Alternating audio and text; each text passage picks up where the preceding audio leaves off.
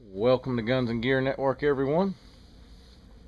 I wanted to bring you this little short video here that I think is kind of important. And I know you're kind of wondering, what is all this stuff laying here?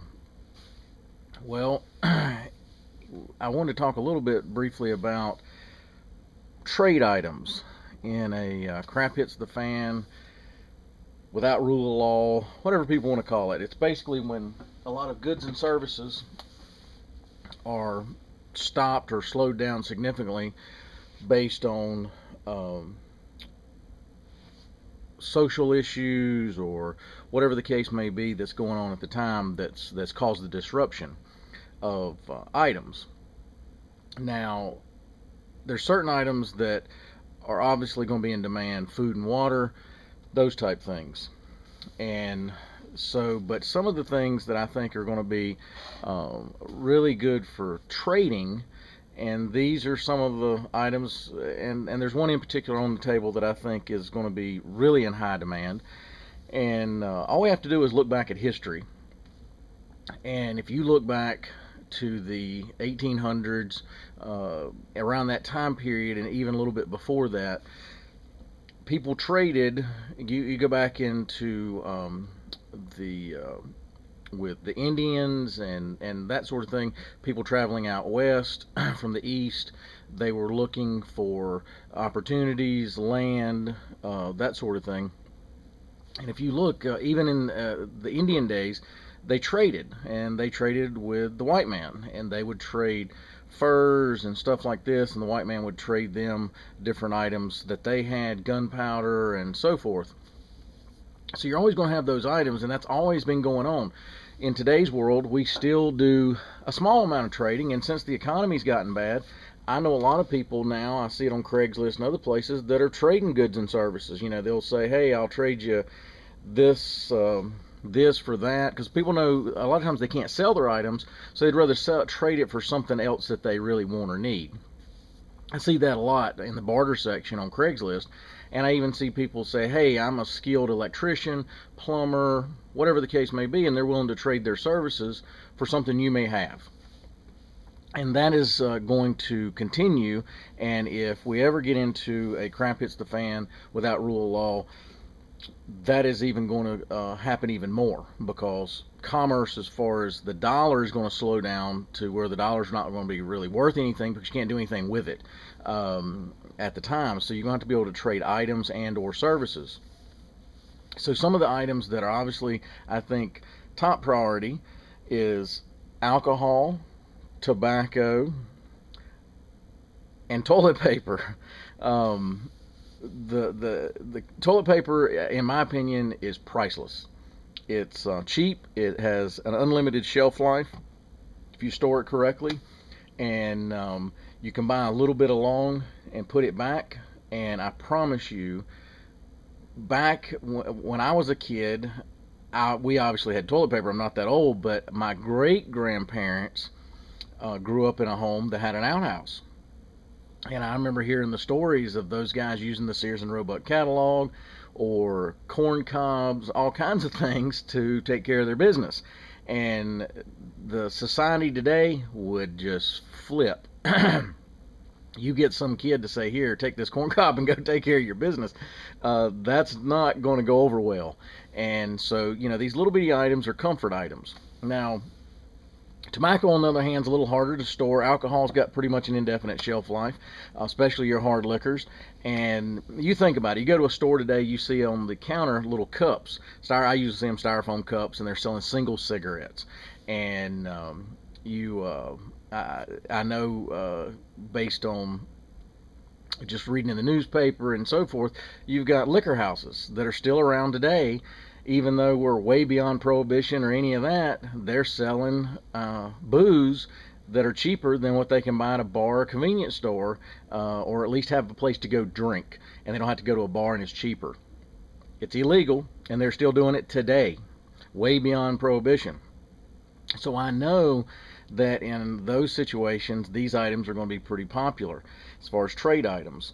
Even the Indians traded tobacco and other items back then. So A little bit about the tobacco. I'll go over that real quick. Some tobaccos are easier to store than others as far as shelf life. The ones that actually store the easiest is pipe tobacco. If you've got a guy or somebody that's really a nicotine fiend, they don't care if they're smoking whatever it is, pipe tobacco, cigarettes, what have you. Now, if I'm going to store anything, it's going to be some pipe tobacco and some pipes, and then I'm going to probably do loose cigarette tobacco and then the rolling papers, instead of trying to buy packs of cigarettes because they're so expensive to try putting back. Cigars store fairly well if they are kept in a nice humidor, and you can actually design your own humidor utilizing something like a cooler that's airtight, and then you just make sure it's regulated, and it's got, you can't just put it in there and forget about it. The good thing about pipe tobacco is you can pretty much forget about it once you store it, say in a mason jar or something airtight. And then even if you need to rehydrate it, you can, and there's tons of tutorial videos on YouTube about rehydrating pipe tobacco to where it's smokable. They've shown people that bought tins of tobacco that was 30, 40, 50 years old, took them out, and it was great tobacco. So people get into what's called cellaring tobacco, which means putting it up, and they think it ages better. Some tobaccos age better than others, blah, blah, blah. Pipe tobacco, for the most part, depends on what you buy, can be fairly inexpensive. I would suggest looking for some of the bulk style tobaccos, because if you get into the tins, they can be pretty pricey. And but the bulk style, fairly reasonable for what you can put back. As far as pipes, prices all over the board. These pipes here are corncob pipes, and if you look on the bottom of this, this is Missouri Meerschaum, and this is made in Missouri, and they are good quality corncob pipes. There's some others that's coming out of China that's not so good, but these can be had for like $5, $6, $8. You can get them a little more fancier, like this one. This one is an actual corncob that's been stained, and this one's like $12 including shipping. You can buy pipes like this off of eBay. These are fairly reasonable. These are used. They're called estate pipes. You can buy those. It depends on what they are and who makes them, but you know, you can, a lot of times you can pick up an old estate pipe that's actual wood. Most of them are briar. This one's actually briar with meerschaum lining to keep it from burning out.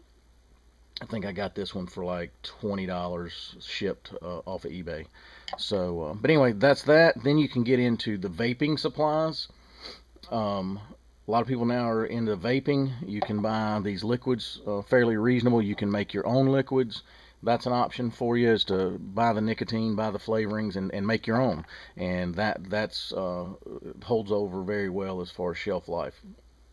Now your liquors. You can, what I suggest is, if you can pick up some cheap stuff, that's fine. If not, learn how to make wines, beers, even the hard liquor, even though in a lot of states that is illegal. But if you at least learn the craft, then you will have that skill down the road if you ever need it.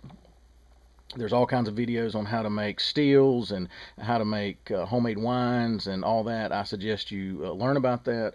If you're not willing to learn about it and try it, at least go and get the knowledge, either by researching it and or printing off the knowledge and keeping it in a folder.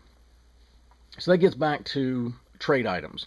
Besides those, the other thing that's going to be important is trades, as far as your skills.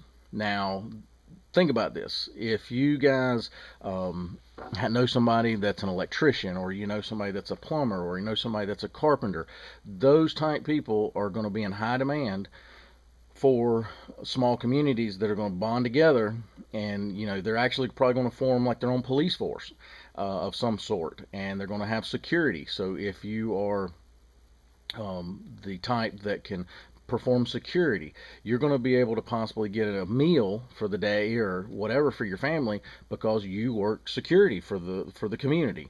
And you know, you may have a guy that knows how to do tree work, and he's going to chop down trees, supply firewood, you know, that sort of thing. You may have a guy in your neighborhood that may own horses, so he can now use his horses to go get things and bring them back. He may be able to give somebody a ride or whatever the case may be. That's why I say you got to think that all those little skills and things you have are going to be in demand, and you just got to figure out your place in the community and what you can offer them.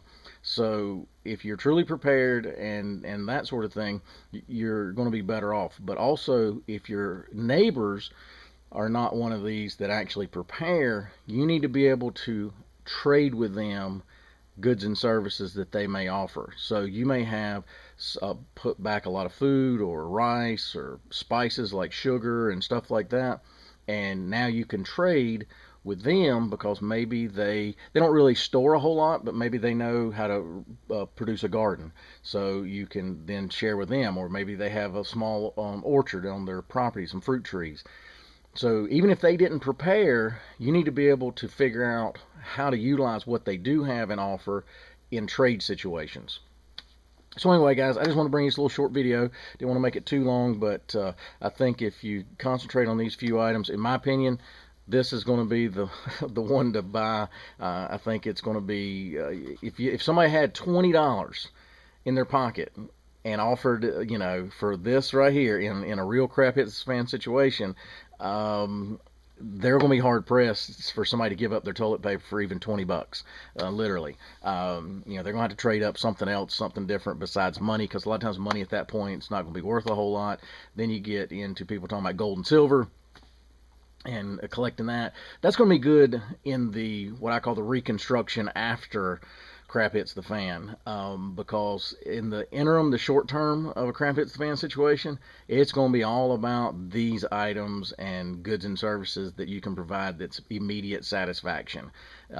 Heat, food, shelter, any of those type things, services that you can do. A skill, not gold, silver, not dollars, not Benjamins. None of that is going to matter at that point. Once you start getting into the next phase, where everything's starting to reconstruct, everything's starting to get a little more normal. Then you're going to start seeing the gold, silver, dollars, any of that's going to start taking off and be worth money again, have a value to it. So anyway, think about it, guys. Like I said, I would put back some of these items because you may be able to do some trading and get some things that you need in the future. One caveat on doing and I hadn't taken a drink in years. That doesn't appeal to me much anymore. I'll drink a beer occasionally with a dinner, but that's about it, and that's probably maybe once every 3 or 4 months.